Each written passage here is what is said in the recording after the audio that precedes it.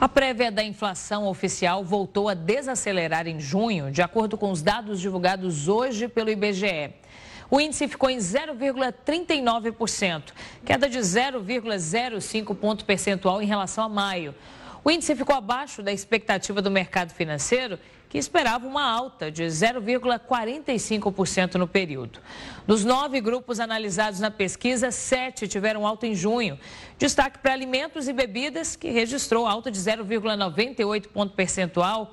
O resultado foi puxado pelas altas da batata inglesa, do leite longa-vida, arroz e do tomate. Alguns itens tiveram uma queda nos preços, como feijão carioca, a cebola e as frutas. Já os gastos com transporte caíram 0,23% em junho, resultado influenciado principalmente pela queda nos preços da passagem aérea. Em relação aos combustíveis, todos registraram queda nos preços. No acumulado dos últimos 12 meses, o IPCA 15 registra uma alta de 4,06%, acima dos 3,70% observados nos 12 meses imediatamente anteriores.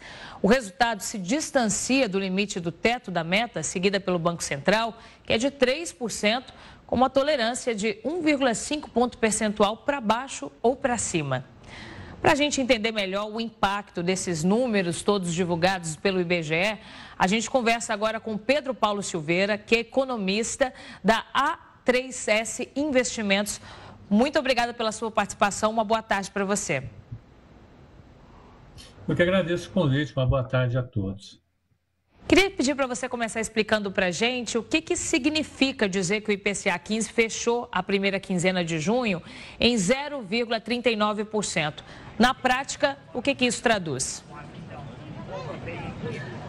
Olha, Renata, eu acho que é uma notícia que daquele tipo que é meio copo cheio, meio copo vazio, né? Tem os aspectos positivos, mas a gente precisa olhar com calma algumas outras coisas. Eu acho que, do ponto de vista positivo, o número se desacelerou em relação ao número do mês passado. Ele tinha vindo acima de 0,40, ele veio abaixo de 0,40 agora, o que é razoavelmente bom. O número ficar dentro da meta, ele tem que ficar ali ao redor de 0,25, 0,30, é um pouquinho longe ainda, precisa chegar mais. Então, o que teve de pressão na inflação desse mês, que foi alimentação, já era esperado. O meio do ano é um momento em que você tem um pouco mais de pressão sobre os alimentos, sobretudo nessas categorias que você sinalizou, a batata, o arroz, são produtos que têm uma restrição na oferta. Agora, são as notícias boas. Qual é a notícia ruim? Acumulado em 12 meses, a inflação está em 4%, é um número bem distante da meta de 3%, o centro da meta é 3%. Como você muito bem disse, o intervalo tolerado é de 1,5%, então pode ir até 4,5%, mas o ideal é que esteja em 3%. O que dificulta o número chegar ao centro da meta nesse momento? A atividade econômica está bastante robusta. Se você olhar o mercado de trabalho, ele está bem aquecido, os salários estão subindo, o dólar tem subido, as expectativas inflacionárias têm subido. Tudo isso pressiona a inflação na direção contrária do que a gente desejaria, do que o Banco Central deseja. Então, chegando ao final da resposta, que é bem longa, eu acho que a implicação para essa resposta, para esse nível de inflação, é que o Banco Central se sente seguro em manter a taxa de juros onde está, ali em 10,5%. Então, vai ter um pouquinho mais de pressão sobre a economia para manter os preços sob controle. Essa é a parte ruim da notícia. Pedro, esses números eles já são impactados de alguma forma por uma parte dos efeitos das chuvas do Rio Grande do Sul, porque mesmo assim não teve um salto assim tão gigantesco, né? Veio inclusive abaixo das expectativas do mercado, né? O que o pessoal do arroz fala, o principal produto do Rio Grande do Sul é o arroz, não é o único, o feijão também tem uma produção importante lá. Você tem carne, sobretudo carne de porco, ovos, tudo isso tem uma uma participação importante do Rio Grande do Sul. Mas o mais importante que é o arroz, e ele subiu aí, como você colocou, boa parte do arroz já tinha sido colhido antes da tragédia. Então, o que os empresários do setor de arroz falam para a gente é que boa parte da colheita já está em segurança, não foi afetada. Eles vão escoando isso para o mercado à medida em que houver demanda. Eu esperava os preços, inclusive por conta disso, mais estáveis do arroz. Isso me surpreendeu para cima, mas acabou pesando pouco. Então a resposta é: impacta sim, impacta menos do que a gente poderia imaginar, mas impacta. Agora a gente precisa acompanhar os preços também da carne de porco, ovos e feijão, que o Rio Grande do Sul também tem uma participação importantíssima nesses itens. Pedro, e o governo deve oficializar a meta da inflação contínua a 3% ainda hoje, né? O presidente já se reuniu, inclusive, essa semana para debater o tópico com o ministro da Fazenda. E o ano passado foi definida a mudança do regime de metas. O índice, ele deixa de ser anual, para você que está acompanhando, e passa a ser contínuo a partir do ano que vem, 2025. O decreto que estabelece essa mudança, ele foi publicado nessa quarta-feira, foi publicado hoje.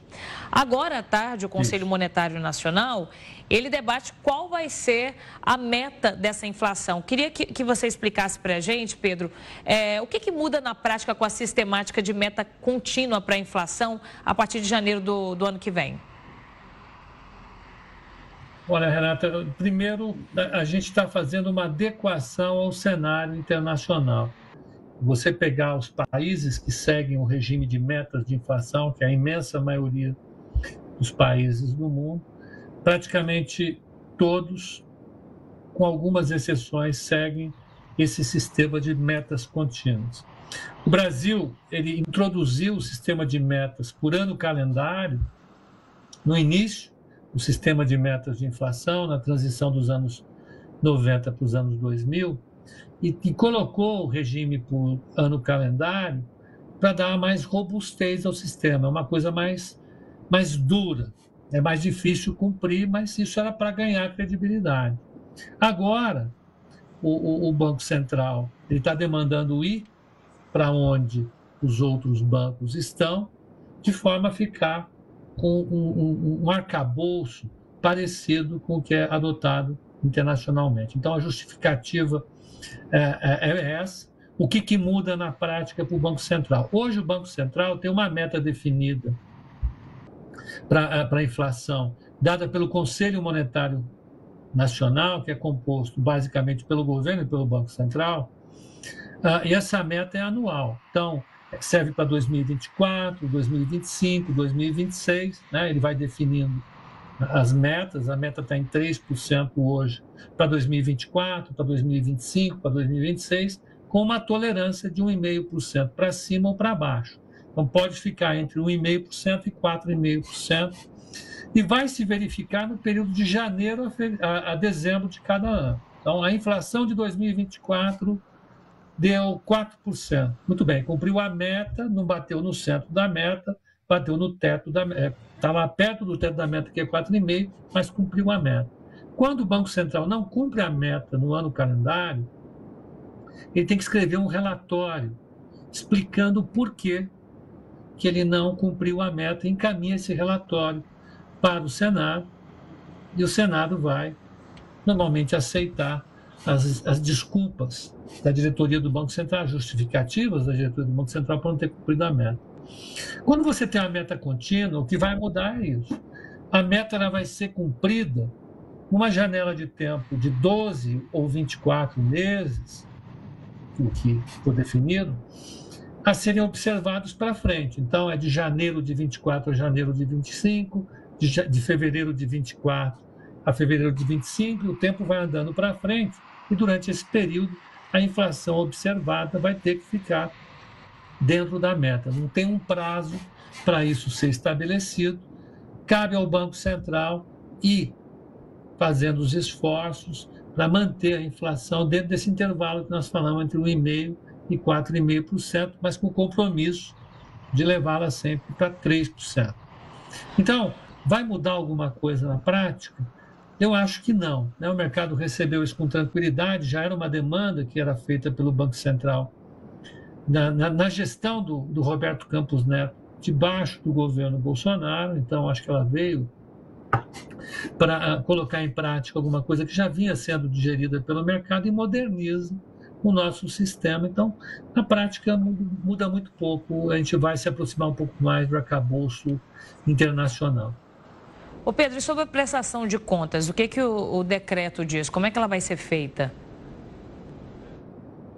Da mesma maneira, você vai fazer um relatório bimestral e vai encaminhar sempre ao Congresso e ao governo. Então, o Conselho Monetário Internacional, Nacional, ele também vai prestar conta.